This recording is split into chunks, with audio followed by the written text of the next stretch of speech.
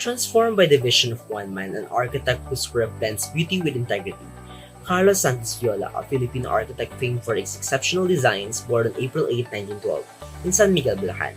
His legacy spans over 8 decades, leaving an indelible mark on Filipino architecture until his passing on July 31, 1994.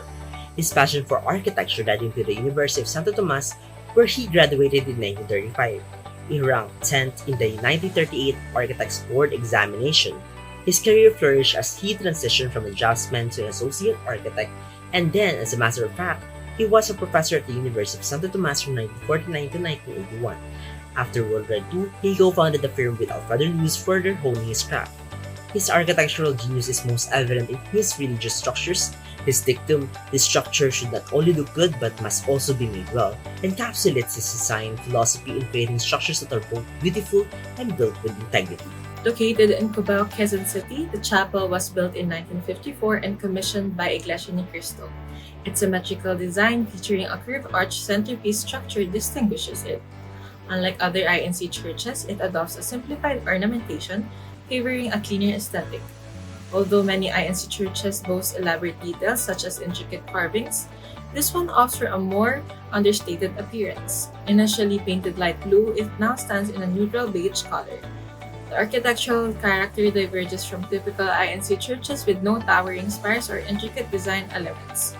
Instead, it offers a subdued facade with multiple entrances leading to the main sanctuary, where sermons are delivered from a raised dais to the congregation. Situated along Commonwealth Avenue in Quezon City, the Iglesia ni Cristo Central Temple is the INC's main house of worship. It occupies a space that can handle 7,000 worshippers inside a religious complex that is comparable to the size of the Vatican City. Vatican City! Commissioned by Brother Erwin R, the Central Temple was built in 1985. Viola embarked on a mission to find an architectural style that distinguishes itself from the churches here in the Philippines. Thus, he came up with sharp and boastful lines and 22 soaring spires. The Central Temple manifested its high aspirations and heavenly desires through a dynamic play of hierarchy and scale. This neo-Gothic structure also consists of a large art vault and two smaller vaults that supports the main worship hall, where you can also see the chandelier as well as the tribune. The fenestrations are modifications of the Gothic lancet window with a concave arch. During the temple's expansion project, they added a balcony to accommodate a larger number of people. Today, the Central Temple stands as a testament to Viola's excellence and aspirations, redefining church architecture here in the Philippines.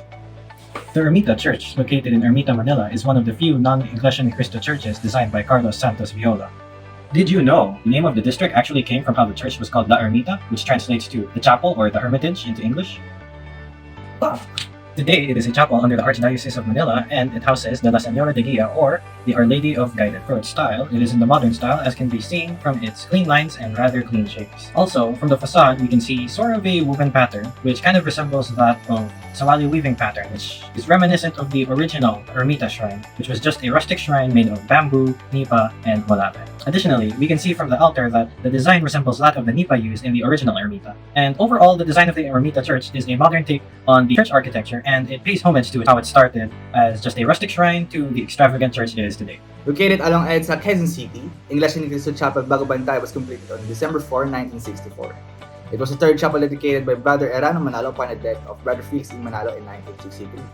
The chapel was the first to be built with a steep gable and an arcaded side facade. It is the second largest chapel ever built during its time. Its interior featured the widest nave built and also one of the highest in terms of floor-to-ceiling height. The overall design was inspired by the Gothic cathedrals of Europe, particularly San Sebastian Church in Manila. The interior now features a new design, which uses narwood panels. The tiles were replaced by high-gloss granite tiles. The choir loft was fitted with digital pipe organ speakers. Finally, the exterior was restored to its original color scheme. The Iglesia ni Cristo Chapel in Tondo, Manila, Philippines was built in 1965 and dedicated to Brother Erano Manalo.